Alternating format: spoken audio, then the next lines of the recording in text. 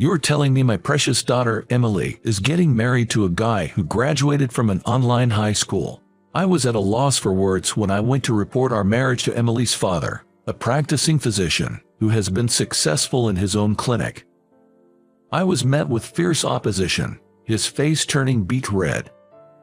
No way, no way, no way, no way, don't be ridiculous. Emily will not marry someone like you. Emily's father was furiously scratching his head, clearly enraged.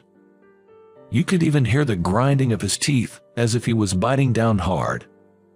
Emily is my precious, precious only daughter, and you expect me to give her to someone with such a low education. If she marries a lowlife like you, even our grandkids will turn out stupid. Absolutely not. His voice cracking in places, he yelled at me. Having dated Emily for a long time, I had assumed her father would give us his blessing, but at that moment, I couldn't respond. Overwhelmed by the situation, Emily ran out of the house. Neither Emily's father nor I could have imagined the situation that would arise in a few years, far beyond any disagreement. My name is Addie. I've been childhood friends with the girl next door, Emily, playing together since we were little. I'd go over to Emily's house to play, and she'd come over to mine. Close to graduating from preschool, we were sitting on a sofa at her house eating ice cream, when we made a promise: let's keep eating ice cream on this sofa when we become elementary students.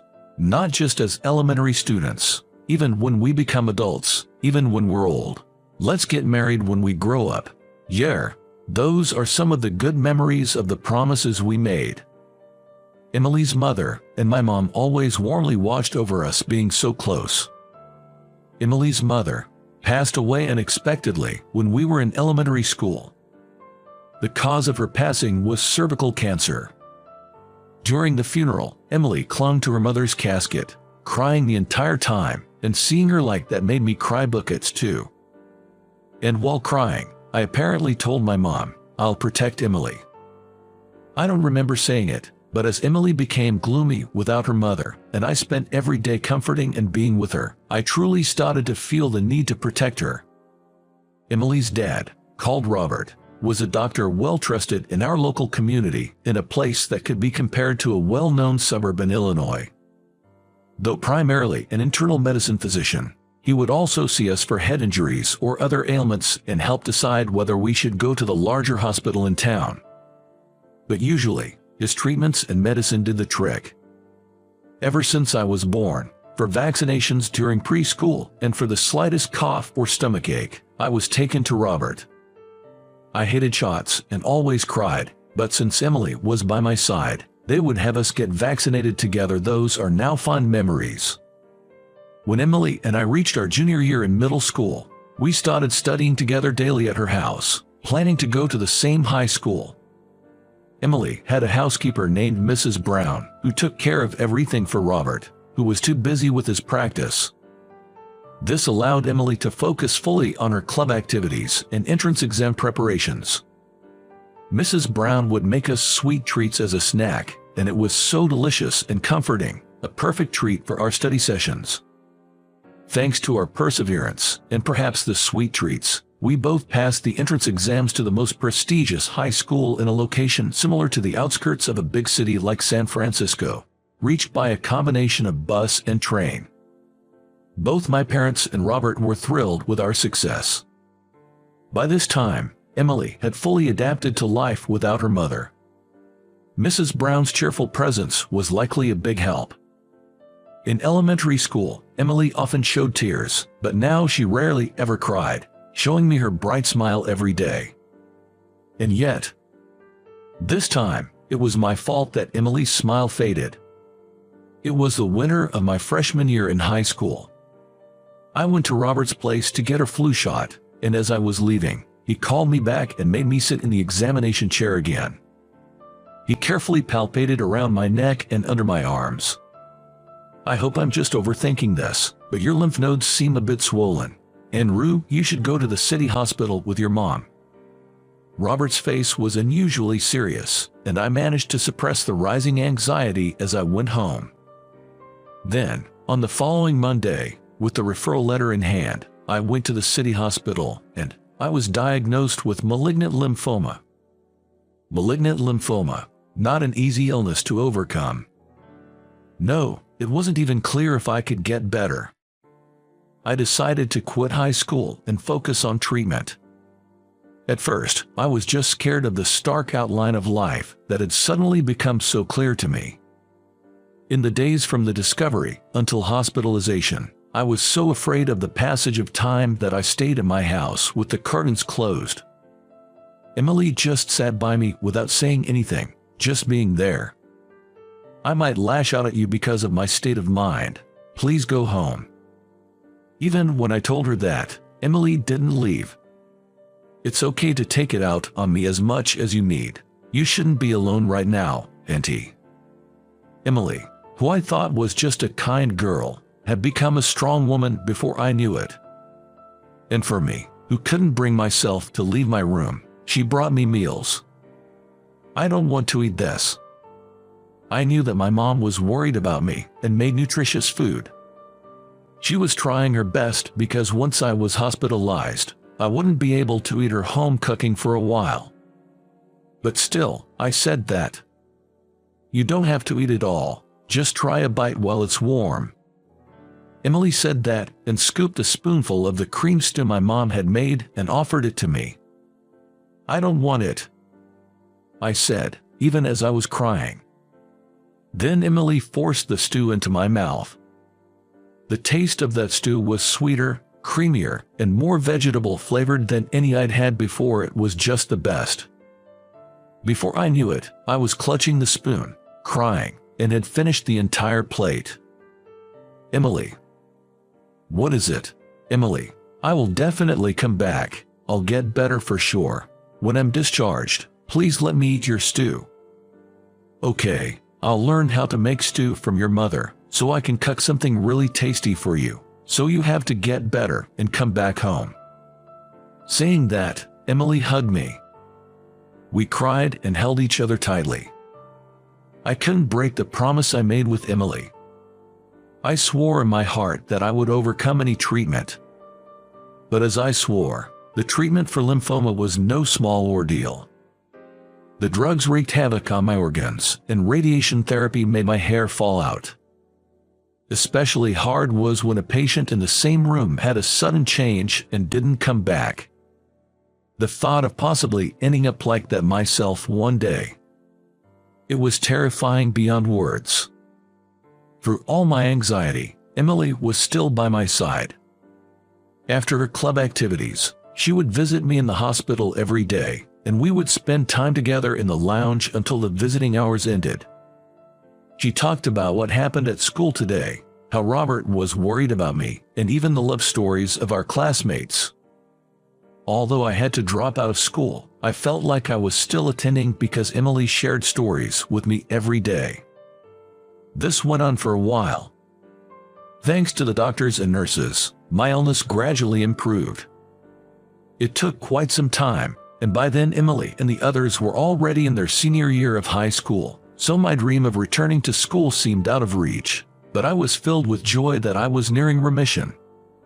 Next to Emily, who came to the lounge, I decided to study as well.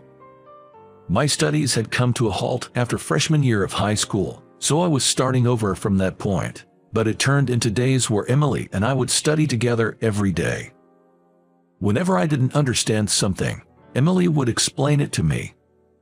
If Emily didn't understand it either, I would write a letter to my old high school teachers.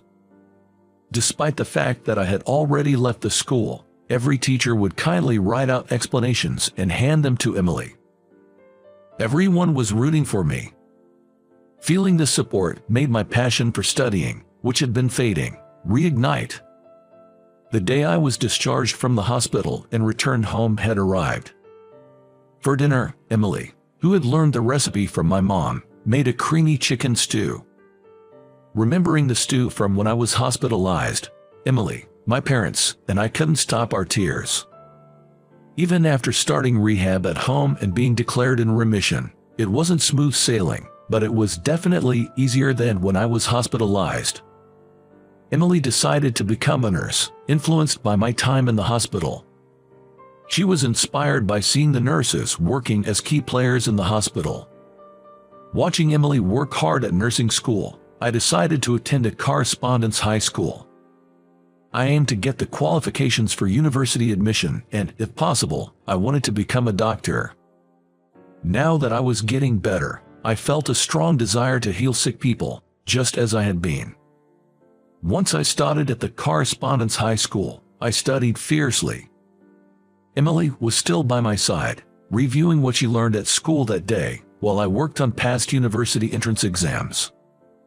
I knew that other guys my age already had cars and motorcycles, taking friends out for drives, or treating them to meals at fancy restaurants with money they earned from part-time jobs. I felt apologetic for being an exam student at this time, but Emily didn't seem to care about it.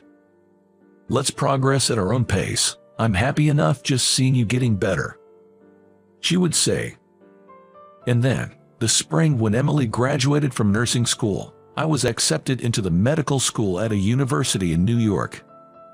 I really wanted to take her to New York with me, but Emily had secured a job at the hospital where I had been admitted. "Study as much as you need to. I'll wait for you, no matter how long it takes." Those were Emily's words as I boarded the train headed for New York. "I will definitely come back here." Looking into her eyes, I promised her firmly. Although we had been physically apart during my hospitalization, we had been close in distance, but now I would be in New York, starting a new chapter away from Emily, with whom I'd spent nearly every day since we were small, was unnerving. But I took the memories of our time together and sank into the express train seat. I would become a doctor in New York, and then surely return to my hometown. I'd become a doctor like Robert. Holding both hands tightly, I felt my familiar town getting farther away. Years passed. I passed my medical licensing exam without a hitch. After finishing my residency, I returned to my hometown. Of course, I stayed in touch with Emily while I was in New York, and we met up during the long breaks, but now we can be together all the time again. Closer than ever before. Because this spring, we decided to get married. I stepped off the high-speed train and transferred to a local line. Straight from the station in my hometown, I dropped by Emily's place. "It's Andy. I came back home today." I was greeted by the housekeeper, Mrs. Brown. "I heard the news. Andy, you're getting married to Emily, aren't you? Congratulations. You two have been through a lot, but you've overcome it together. Truly, congratulations," Mrs. Brown said, tears of joy streaming down her face. "Yes, a lot has happened," Emily said with a gentle smile. "Sorry for making you feel lonely, but I won't be away anymore. Except for nights when I'm on call. That's nothing, just a moment compared to when you were in New York," Emily joked, and the three of us laughed together. We relaxed, drinking tea Mrs. Brown had made, waiting for Robert to come home. Once he arrived, I would give my marriage greeting, and then the four of us would laugh together over Morty. That was my intention. Emily getting married to you. Robert. Having been with Emily all this time, it never crossed my mind that Robert would oppose us now. I was caught off guard and lost for words. "No way, no way, no way, no way, don't be ridiculous. I won't let Emily marry you," Robert raged, scratching his head in fury. "Emily's." He clenched his back teeth after saying that. I could hear the grinding sound. "She's my precious, precious only daughter. How could I give her to someone with such a low education? Your kids would turn out to be fools." "Absolutely not." Robert's voice broke in places as he shouted at me. I realized something was wrong. Although we hadn't met recently, I've known Robert for a long time. He really isn't the type to say such things. "Dad," Emily stood up with a clatter. "How can you say such things to Andy? Just because you have a graduate degree. Calling him low-educated makes no sense. You know we've always been together, Dad. I can't believe you would say such things. Unbelievable." With that, Emily stormed out of the house, her face flushed with anger. That's right, Robert. You know how much these kids care for each other. Emily's right. I know that. I do know that. Mrs. Brown agreed, but Robert just shook his head with his eyes closed. Robert, I tentatively called out to him. Understand me. Just understand my feelings, he said. Then he went into the back room and slammed the door. Mrs. Brown seemed unaware, and Emily was no longer in the house, so I think I was the only one who noticed Robert was holding something back. He was probably holding back tears. His voice was choked up at the end. I didn't understand why he was crying, but I knew what he said to me wasn't what he meant. Maybe he was thinking about the time when I relapsed. He didn't want Emily to go through that hardship. Mrs. Brown, I'm going to look for Emily. I can't even apologize enough. I never would have thought Robert would say such things to you, Andy. Still, you're going to look for Emily. I don't think Robert meant to say those things. He's not that kind of person, and he was a little teary at the end. I think something's up. Please stay here for him, Mrs. Brown. I'll go find Emily. I left the house. It was March, yet still chilly. I ran to the places where Emily might have gone without even a coat. I found her at the second cafe I checked. Emily apologized repeatedly for making me feel bad. I just told her to come home, but she shook her head. And so, Emily started living alone near her workplace. Several months later. Recently, Emily, who had not been feeling well, called to say she was hospitalized. I rushed to her room. She said she had felt dizzy and came to the hospital, only to be admitted for testing. It seems she had severe anemia, and it was decided to investigate the cause. Hope it's nothing serious. I was on call that day, so during my breaks, I stayed in touch, hoping the tests would reveal nothing. But soon I got the call. Stage 2 cervical cancer was found. Emily was putting on a brave face, and although it was early stage, it was the same disease that took her mother. She couldn't help but feel anxious. Keeping in touch frequently, I spent time up until the end of my workday. As soon as I finished my work, I head to Emily's hospital room. To my surprise, Robert was also there. Emily, since that marriage proposal, I hadn't really had a proper conversation with Robert, but none of that mattered now. I rushed to Emily's bedside. What, it's you. You're still here with Emily, aren't you? It's because of someone like you that she got sick. Robert, no, that's not right. You shouldn't say such things to the doctor.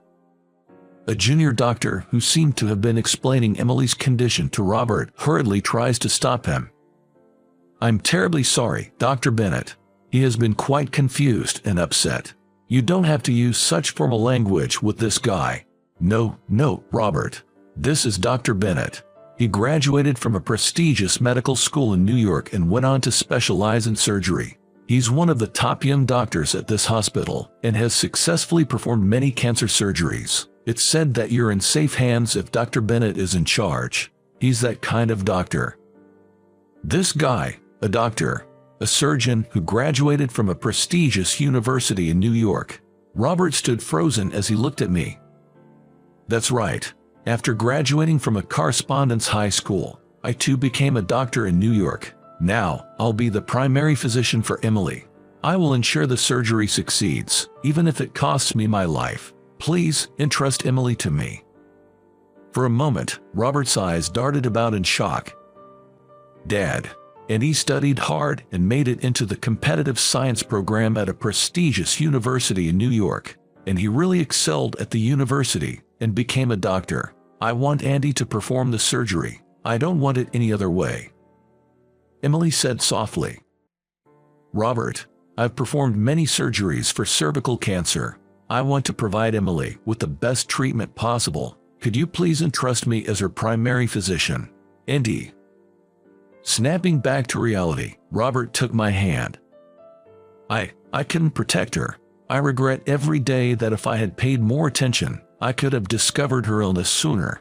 And now, to have Emily stricken with the same disease. When you told me about your intention to marry Emily, I said terrible things to you. It wasn't what I truly felt. I just couldn't bear the thought of letting Emily go. I wanted to keep her close, but with you, Andy, I had no reason to object. I thought I had found one reason to oppose and said those things. I don't know if it's too late to ask for forgiveness now, but I do want your forgiveness. Robert spoke with a choked voice, gripping my hand tightly. Robert, please don't worry. I knew that wasn't what you really felt. And Emily, she was angry, but deep down, she loves you very much. That's why she contacted you immediately after finding out about her illness. Let's fight this disease together. The junior doctor, who had been explaining the test results, seemed to read the situation and left the room ahead of us. The three of us joined hands, promising each other a successful surgery. After that, given Emily's youth, the surgery was performed promptly. I was the surgeon, and the operation was a success. 5 years have passed since then. As her primary physician, I judged the chance of recurrence to be extremely low and concluded her treatment. Once again, Andy, thank you for saving Emily, and for the awful things I said to you. I want to apologize again. Robert said, bowing deeply in the car on the way back from the hospital. No, Robert, please lift your head. What I did was merely my duty as a doctor. Besides, I learned all of this from you. Watching you dedicate yourself to community health care inspired me to become a doctor. If Emily's illness is cured, it's thanks to your efforts, and you saved my life, too. If you hadn't noticed the swelling in my lymph nodes when I was in high school, I wouldn't be here right now. We shouldn't talk about that time, Andy. Emily interrupted, tears welling up at the memory. And there's no need for apologies, really. I knew at that time you didn't mean those words, and Emily was ready to marry me even without your blessing, but I was the one who said we should wait a bit longer. Is that so? That's a relief, Emily. It's good that Andy was there for you, Andy. Please continue to look after my daughter. And so, our marriage, after a long wait, finally received Robert's blessing. We decided to hold the wedding in the courtyard of Robert's clinic. There were wedding venues in our hometown, though they weren't exactly modern. There were plenty of options if we went to the state capital, but that would have inconvenienced the guests.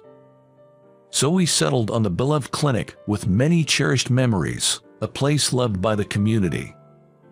Robert attended the ceremony holding a photo of his late wife, and many locals came as well. Of course, many of my classmates from elementary to high school attended, making it an unforgettable wedding. I will officially take over Robert's clinic next spring. And of course, I plan to have Robert work with me part-time for a while. I will learn the ropes of community healthcare from him. I aim to become a family doctor who is as trusted and loved by the community as Robert. The real start begins now.